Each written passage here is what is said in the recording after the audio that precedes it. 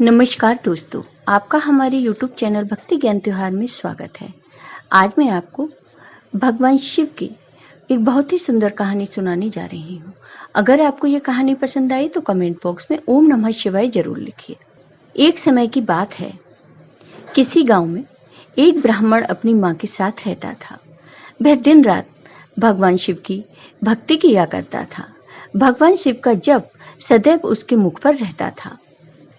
उसके पिता का देहांत हो चुका था और ब्राह्मण के पिताजी का यह नियम था कि वह रोज भोलेनाथ को खीर का भोग लगाते थे।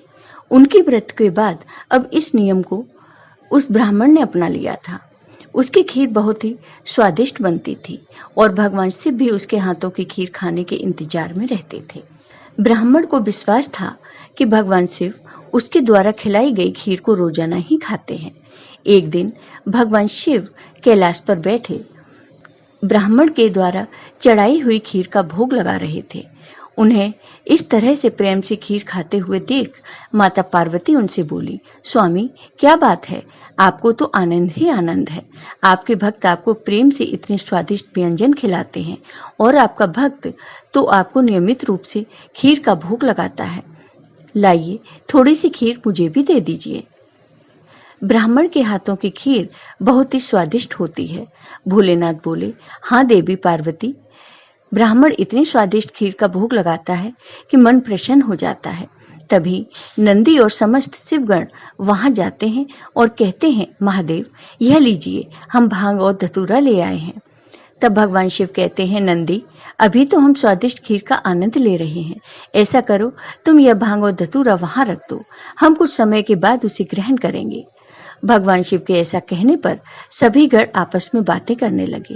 अरे नंदी, महादेव तो हमारी ओर देख तक नहीं रहे, उनका सारा ध्यान तो उस ब्राह्मण की बनाई हुई खीर पर है। ऐसे कब तक चलेगा? इतने प्रेम से हम भांग और धतूरा पीसकर लाए और महादेव ने हमसे उसे एक ओर रखने के लिए बोल दिया। नंदी बोले, अरे नहीं नहीं, ऐसी बात नहीं है। महादेव ने बोला है कि हम उसे वहां रख दें, वो कुछ देर बाद उसे ग्रहण करेंगे। महादेव रोजाना ब्राह्मण की भोग लगाई हुई खीर को बहुत चाव से खाते हैं। मैं तो कई बार सोचता हूँ कि ब्राह्मण की खीर में ऐसा क्या है कि भोलेनाथ सबसे पहले उसकी भोग लगाई खीर को ही खाते हैं और फिर किसी तरफ उनका ध्यान ही नहीं जाता। ब्राह्मण की खीर से ज्यादा उन्हें इस समय कुछ भी प्रिय नहीं लग रहा। सभी गण नंदी से पूछते हैं, तो ऐसा क्या किया जाए नंदी कि महादेव का ध्यान अपने भक्त ब्राह्मण से हटकर हमारी ओर आ जाए? एक रास्ता है। नंदी ने सभी गणों के कान में कुछ कहा। उसके पश्चात सभी गण पृथ्वी लोक पर आ गए और सब ने ब्राह्मण रूप ले लिया और सब लोग उस ब्राह्मण के पास पहुंचे। ब्राह्मण शिव जी को खीर का भोग लगाने के लिए बाजार से सामान खरीद रहा था।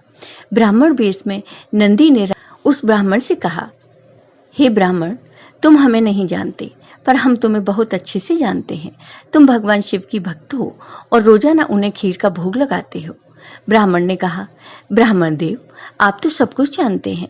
नंदी बोले, हाँ हम सब जानते हैं, इसलिए तो हम तुम्हारे पास आए हैं। हमें पता है कि तुम महादेव के परम भक्त हो, पर तुम्हें पता है महादेव रोजाना खीर खाकर ऊब गए हैं, इसलिए अब तुम कुछ दिनों के लिए खीर का भोग रोक दो।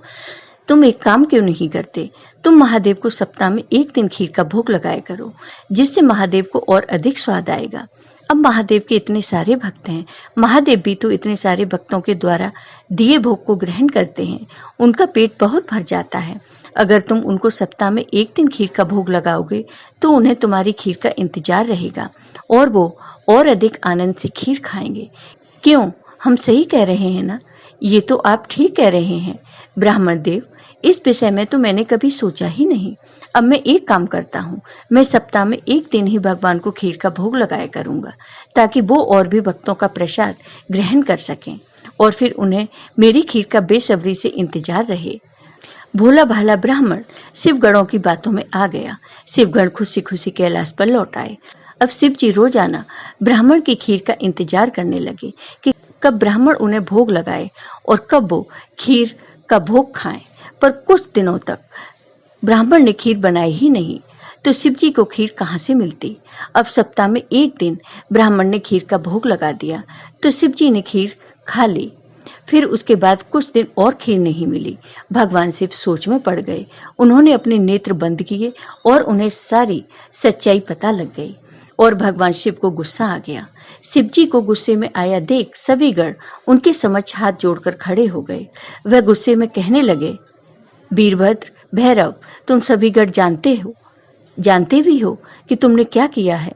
मेरे भक्त के द्वारा भोग में अर्पित की गई खीर मुझे कितनी प्रिय है और तुमने उसे खीर का भोग रोजाना लगाने के लिए मना कर दिया। सभी गण कहने लगे, महादेव, हमें क्षमा कर दीजिए, हमसे भूल हो गई। महादेव, जब हम आपको खीर खाता हुआ देखते थे तो हम यही सोचते थे कि आप हमारी ओर ध्यान नहीं दे रहे हैं। महादेव यह सुनकर बोले, अच्छा, तो यह कारण है, पर तुम सब यह नहीं जानते कि मेरा प्रेम अपने सभी भक्तों पर एक समान है। मैं भला तुम्हें कैसे भूल सकता हूँ। तुम तो मेरे हृदय में वास करते हो। तुम सब तो मेरी ही शक्तियों द्वारा उत्पन्न हुए हो। संसार में मेरा प्रत्येक भक्त मुझे एक समान प्रिय है और प्रत्येक भक्त के हृदय में मैं ही विद्यमान हूँ। इसलिए मेरा प्रेम कभी भी कम या ज्यादा नहीं हो सकता। माता पिता के लिए तो उनके सभी बच्चों में प्रेम एक समान होता है, फिर तुम यह भूल कैसे सकते हो। भगवान शिव की बातें सुनकर सभी शिवगण समझ गए कि उन्होंने कितनी बड़ी भूल कर दी। सचमुच महादेव का प्रेम तो अपने सभी भक्तों के लिए एक समान रहता है। इसके बाद सभी शिवगण फिर से एक बार ब्राह्मण के पास गए और उससे कहने लगे, ब्राह्मण देव, हमें भगवान शिव का संदेश आया है। वो कह रहे थे कि तुम्हारी खीर इतनी स्वादिष्ट होती है कि वो सप्ताह भर की प्रतीक्षा नहीं कर सकते। सप्ताह में एक दिन भोग से उनका मन ही नहीं भरता। इसलिए उनकी आज्ञा है कि तुम रोजाना ही उन्हें खीर का भोग लगाया करो। यह सुनकर ब्राह्मण पूछता है, क्या आप सच कह रहे हैं ब्राह्मण देव? भगवान शिव को मेरे हाथों की बनी खीर इतनी प्रिय है। ठीक है, फिर मैं रोजाना उन्हें खीर का भोग लगाऊंगा। यह सुनकर ब्राह्मण बहुत खुश हुआ। अब एक बार फिर ब्राह्मण रोजाना खीर बनाकर भगवान शिव को भोग लगाने लगा। अब तो समस्त शिवगण भी भगवान शिव के साथ ब्राह्मण द्वारा भोग लगी प्रसाद की खीर का आनंद लेते और खूब भरपेट खीर को खाते। भगवान शिव और मां पार्वती सभी गणों को इस प्रकार खीर खाता देख मंद मंद मुस्कुराने लगे।